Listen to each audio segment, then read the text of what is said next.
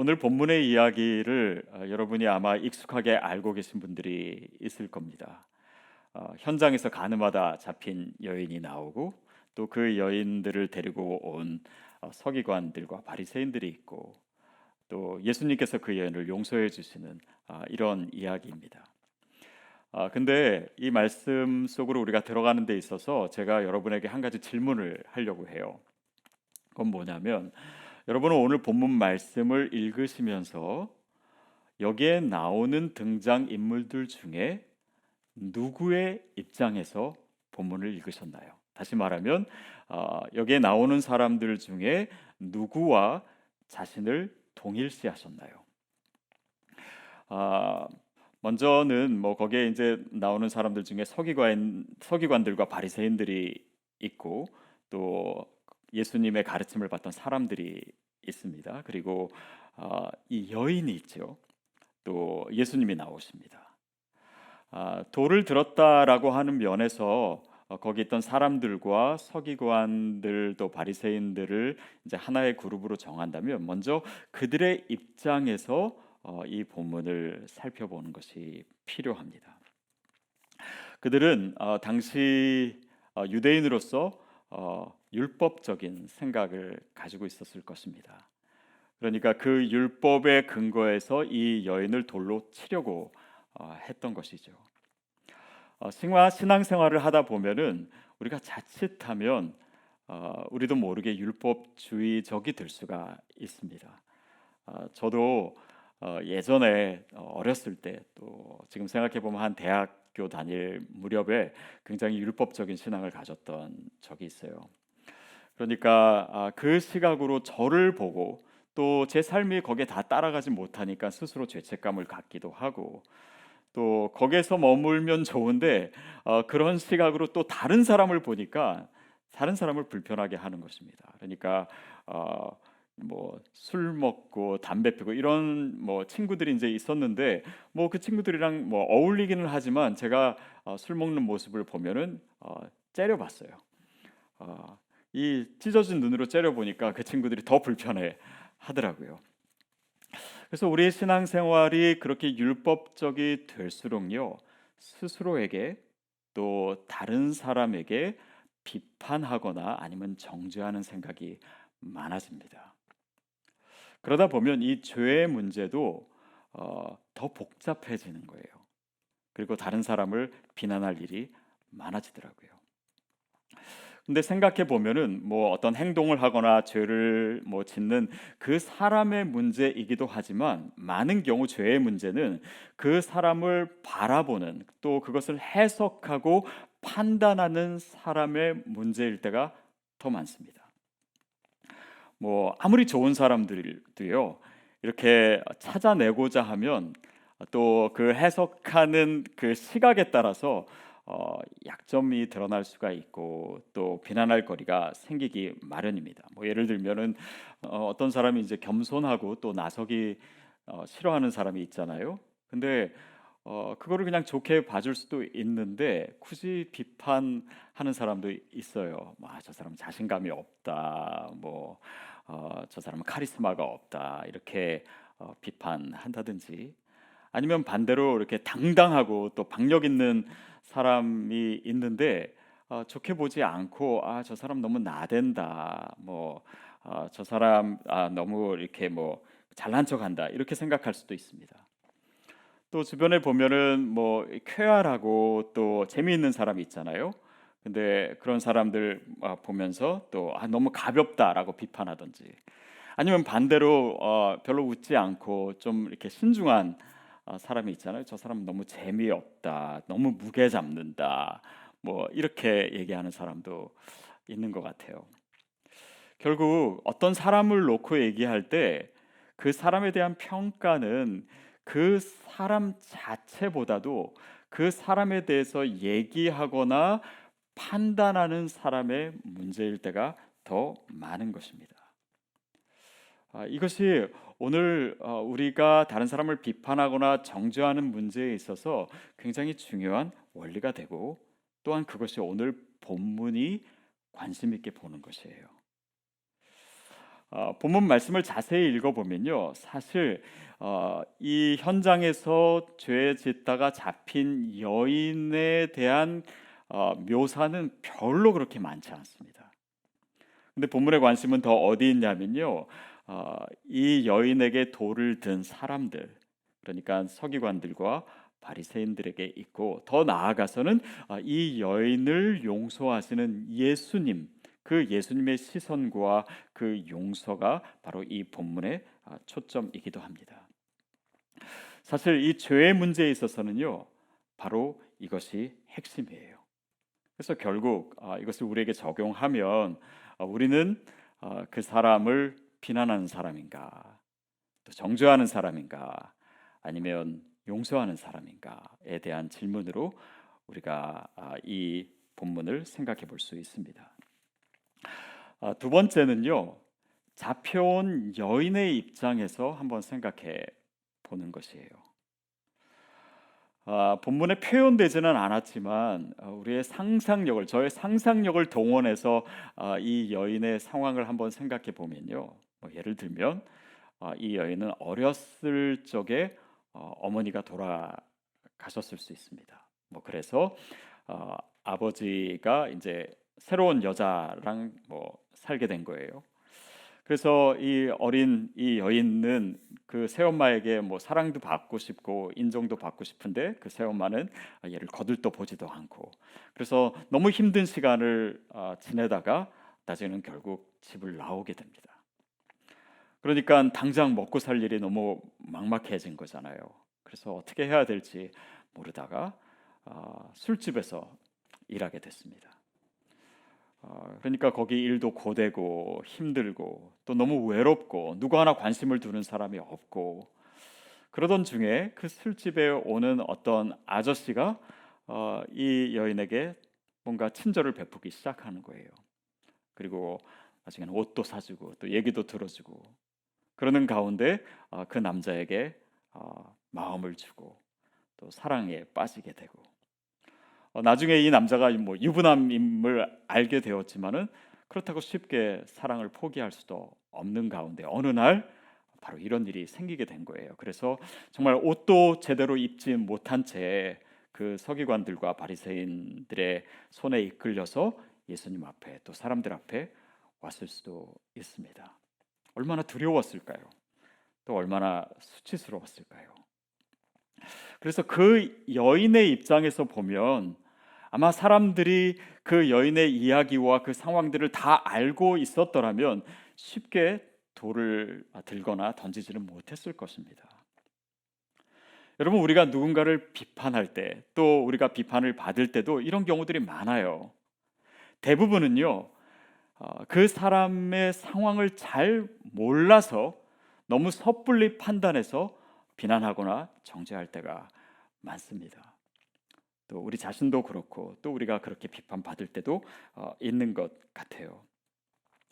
그래서 물론 우리가 상황을 잘 몰라서도 그렇지만 실제로 힘들거나 정말 또 이렇게 비판받을 수밖에 없는 그런 사람도 있을 수는 있습니다. 그런데 그 사람이 지금까지 오게 된 과정에서 그 환경이나 그 배경이나 그 사람의 삶에 있었던 그런 많은 일들을 생각해 보면 어쩌면 그것에 비하면 그 사람은 그 환경에 비해서 최선의 모습을 하고 있을 수도 있는 것입니다.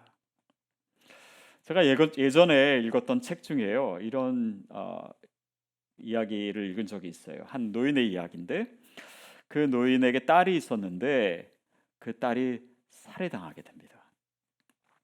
그래서 자기 딸을 죽인 그 악마 같은 놈을 이 사람이 뭔가 이렇게 조사하기 시작했어요.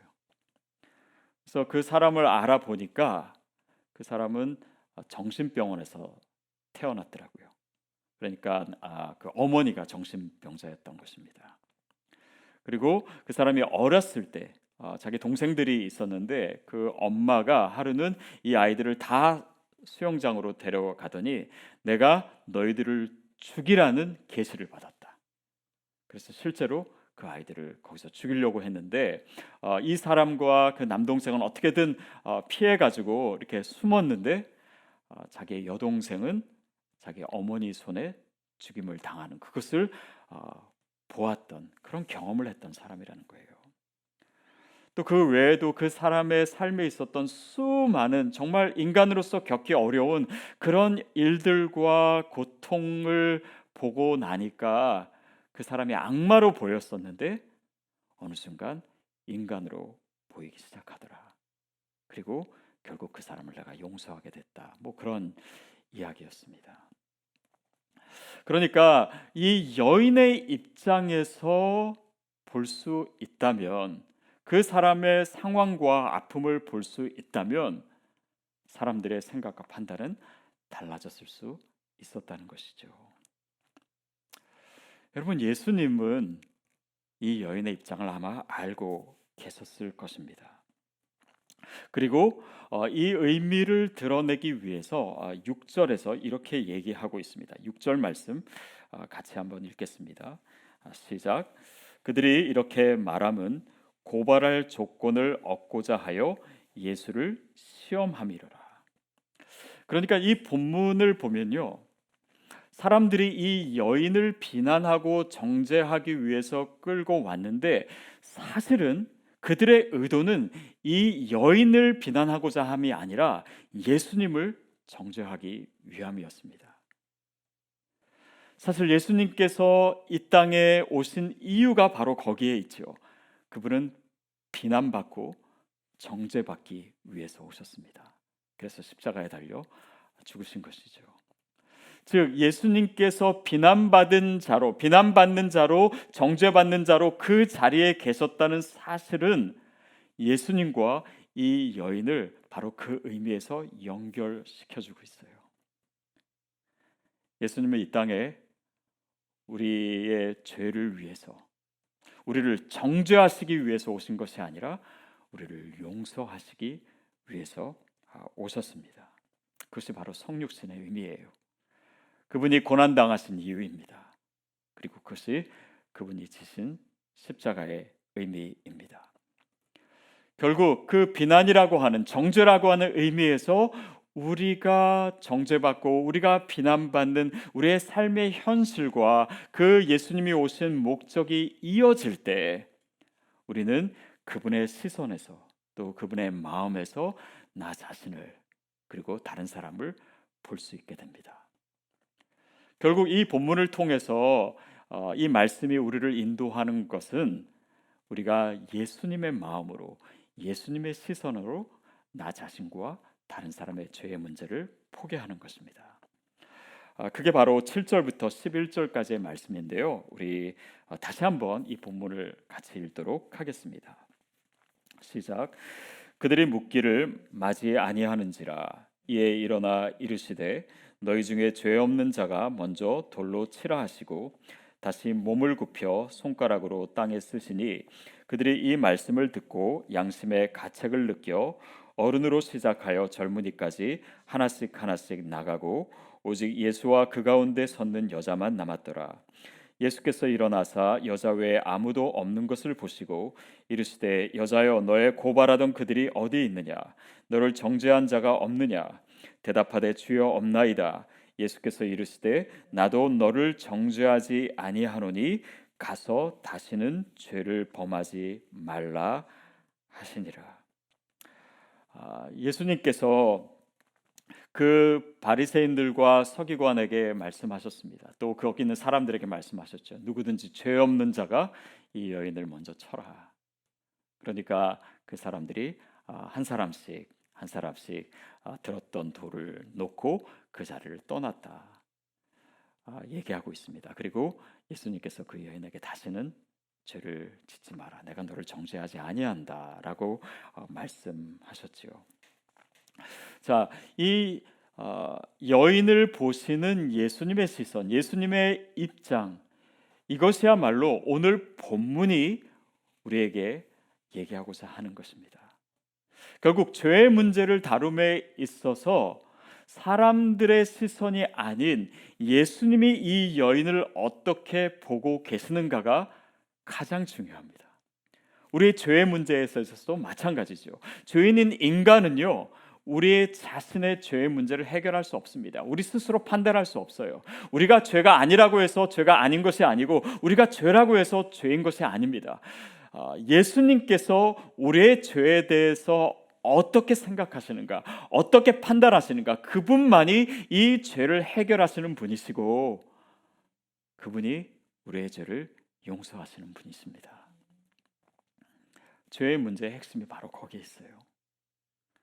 근데 사람들이, 이 바리새인들과 서기관들은 자기의 입장에서 이 여인을 보고 있는 것입니다. 자기의 율법주의적인 생각이 있으니까요, 자신은 늘 죄책감 가운데 있어요. 그게 사람들입니다.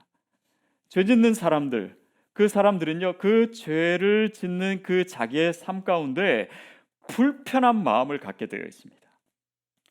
그리고 그 불편한 마음이 싫으니까 자신의 죄를 늘 합리화하기를 원하고 정당화시키려고 해요. 그리고 거기에만 멈추는 것이 아니라요, 다른 사람을 비판하고 다른 사람을 정죄함으로써 자신의 죄에 대한 이 불편한 마음을 해소하기를 원합니다. 왜냐하면 다른 사람을 정죄하면 나 스스로 그 말을 할 때는 내가 기준이 된 것 같고 나는 옳은 것 같은 느낌을 받거든요. 그리고 그 느낌과 그 쾌감은요, 사람을 중독시킬 수 있습니다. 그러니까 다른 사람에게 책임을 전가하거나 다른 사람에게 모든 것을 다 뒤집어 씌우려고 하거나 그 사람을 비판함으로써 자기의 죄와 자기의 현실과 자기의 그 죄의 실존을 대면하지 않으려고 하는 모습이 인간 가운데 있어요. 이것이 바로 주님의 용서를, 주님의 구원을 경험하지 못한 사람들의 실존입니다. 그의 반면에 우리가 주님의 마음을 안다면, 주님이 나를 어떻게 보고 계시고 내 죄에 대해서 어떻게 느끼고 계시고 내 죄를 위해서 주님이 무엇을 하셨는지를 우리가 깊이 깨닫게 된다면, 나의 시선이 아니라, 세상의 시선이 아니라 예수님의 입장에서 나의 죄의 문제를 바라볼 수 있게 되는 것입니다. 결국 우리가 예수님의 입장에서 이 여인을 볼 수 있는 그 시선으로 우리의 생각을 집중할 필요가 있어요. 보십시오. 율법에 의하면요, 누군가 죄를 지었을 때 어떤 사람이 위증을 하지요. 그러면 그 사람, 죄 지은 사람이 받아야 될 형벌을 그 위증한 사람이 받게 되어 있습니다. 그러니까 현장에서 간음하다가 걸린 이 여인에 대한 형벌은 무엇입니까? 돌에 맞아서 죽는 거였어요. 그러니까 예수님께서 이 여인에 대해서 이 죄에 대해서 그 사람들의 기준에 맞지 않는 얘기를 할 경우에는 예수님을 위증하는 분으로 몰아서 예수님이 돌을 맞으실 수 있는 상황입니다. 근데 예수님께서 이 여인에 대해서 죄 없다라고 얘기하시면 바로 이 함정에 걸려들게 되는 것입니다. 예수님이 평소에는 뭐 자비를 얘기하시고 긍휼을 얘기하셨는데 여기서는 뭐 이 여인이 죄가 있다라고 하면 그 예수님이 그의 어떤 그런 이 평소에 가르치시던 것과 다르게 행동하시는 것이 되고, 또 죄가 없다라고 얘기했을 때 이 간음죄가 율법에서 죄인데 예수님이 그래서 오히려 곤란하게 되시고, 아니 곤란하게 되실 뿐만 아니라 심지어는 죽게 되실 수 있는 바로 이 상황이었어요. 그러니까 예수님은 용서하시기 위해서 그분의 입장에서 봤을 때는 그분의 목숨을 담보로 희생하고 계신 것입니다. 자, 근데 이 여인이 그렇게 자신에게 용서를 선포하시는 그 예수님의 말씀을 무시하고 자신이 그냥 용서받았는지 안 받았는지도 모르면서 그냥 그렇게 살거나 아니면 다시 그 죄의 자리로 돌아가게 된다면, 그 예수님의 입장에서는 자신의 희생과 자신의 그 모든 것을 감수한 그 용서와 구원을 이 여인이 무시하게 되는 것입니다. 결국 우리가 우리의 죄의 문제에 대해서 그 예수님의 시선으로 우리를 보지 못하고 내가 구원받지 못한 것처럼, 내가 용서받지 못한 것처럼 그런 이 죄의 의식을 가지고 살거나 아니면 이 죄의 자리로 다시 돌아가서 죄 지으면서 산다라고 하는 것은 무엇입니까? 예수님의 입장에서는 그분이 우리를 위해서 감당하신 이 모든 것을 우리가 무시하게 되는 것이고, 그 구원의 의미, 그분의 희생의 의미를 우리가 폄하시키는 것이에요. 우리가 그것을 볼 수 있어야 됩니다. 여러분, 예수님께서는요, 우리의 죄를 용서하시면서요, 우리의 죄의 뭐 한 80%만 용서하신 것이 아닙니다. 예수님은 어느 기간을 정해놓고 내가 3개월 동안 그 기간 동안 너를 용서할게 라고 얘기하신 것이 아니고 집행유예 기간을 두신 것이 아니에요. 왜냐하면 우리의 죄의 문제는 내가 죄를 얼마큼 지었느냐, 어떤 죄를 지었느냐, 또 얼마나 내가 다른 사람에 비해서 더 낫거나 아니면 더 지었느냐, 이런 문제가 아니라 내가 아닌 예수님께서 나를 위해서 무엇을 하셨느냐, 어떻게 희생하셨느냐, 어떻게 나를 구원하셨는가, 바로 거기에 우리의 죄의 문제에 대한 해답이 있기 때문입니다. 여러분, 우리가 용서받을 만한 해서 용서받은 것이 아닙니다. 그분께서 나를 용서하셨기 때문에 내가 용서받은 것이에요. 여러분, 이것을 우리가 분명히 할 필요가 있습니다. 저와 여러분이 죄의 용서를 받았습니다. 그러나 내 죄가 심하거나 안 심하거나, 얼마나 지었거나 얼마나 오래 지었거나, 어떤 심각한 죄를 지었는가, 거기에 근거한 것이 아니라 예수님께서 나를 위해서 희생하셨기 때문에 그 용서의 근거가 전적으로 예수님께 있다라고 하는 사실입니다. 우리가 구원받은 것이 내 죄나 내 상태나 내가 어떻게 느끼거나, 심지어는 내가 어떻게 회개했거나, 내가 어떤 믿음을 가졌거나, 이 모든 것을 떠나서 예수님께서 나의 죄를 위해서 하신 일 때문에 내가 구원받은 것입니다. 그 구원의 근거가 전적으로 예수님께 있어요. 그러니까 혹시라도 내가 용서받았는가, 내가 구원받았는가, 그 구원의 확신에 대해서 흔들리는 분이 있다면 그 흔들리는 근거에는 그 모든 것을 여전히 나의 시선으로, 나의 기준으로, 내 생각과 내 판단으로 생각하기 때문에 여전히 우리는 죄책감 가운데 있고, 또 그 기준으로 보기 때문에 그 전적인 예수님의 용서와 구원을 헤아리지 못한 채 우리가 다시 죄의 자리에 있는 것일 수도 있습니다.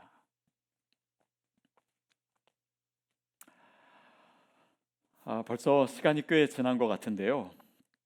저희 아들이 이제 조금씩 크면서, 벌써 오래전 일입니다. 크면서 얘가 조금씩 거짓말을 하기 시작하더라고요.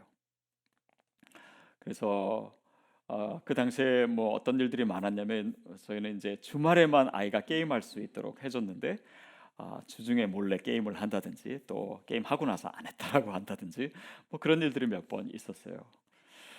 근데 얘가 계속 거짓말을 하면 안 되겠다 싶은 마음에, 저와 이제 제 아내가 이 아이가 거짓말을 또 할 경우에는 거기에 맞는 뭔가 이 아이가 게임을 더 이상 하지 못하도록 제재를 해야 되겠다, 이런 생각을 했어요.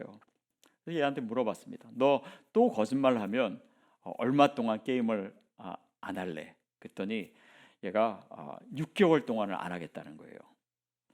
근데 그러는 어느 날 거짓말을 또 하게 된 거예요. 그래서 실제로 이 아이가 6개월 동안 게임을 안 했습니다. 근데 그러면서 이제 저희가 다시 물었어요. 네가 다시 또 거짓말하면은 그 다음에는 얼마 동안 게임을 안 할래? 그랬더니 자기는 2년 동안 안 하겠대요. 그래서 이제 6개월 동안 게임을 안 했는데요. 그 6개월이 끝나기 이틀 남았을 때 얘가 거짓말을 한 거예요. 그것도 아주 사소한 거짓말을. 그러니까 학교에서 점심을 먹었냐고 제 아내가 물어봤는데, 얘는 그냥 안 먹었다라고 얘기하면 될 거를 그냥 또 그렇게 얘기하면 엄마가 또 잔소리할까 봐 그냥 먹었다라고 얘기한 거예요.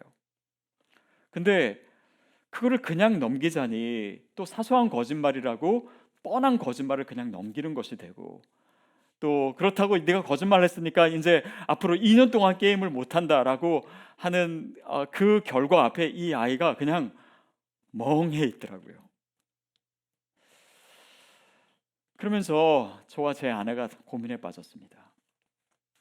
얘한테 다시 2년을 게임을 못하게 하면 부모가 너무 엄격하게 하는 것이 아닌가, 그리고 그러는 가운데 스스로 정직한 아이가 되려는 그 의지를 다 포기하는 것이 아닌가, 또 그렇게 엄격하게 하는 그 부모 앞에서 이 아이가 부모가 나를 뭐 사랑하지 않는다라고 생각할 수도 있지 않겠나, 뭐 그런 생각을 나누면서 이 아이에게 사면해 주자라고 저희가 결심을 했어요.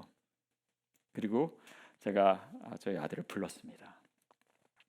자, 네가 또 거짓말을 해서 엄마 아빠 마음이 많이 아팠다.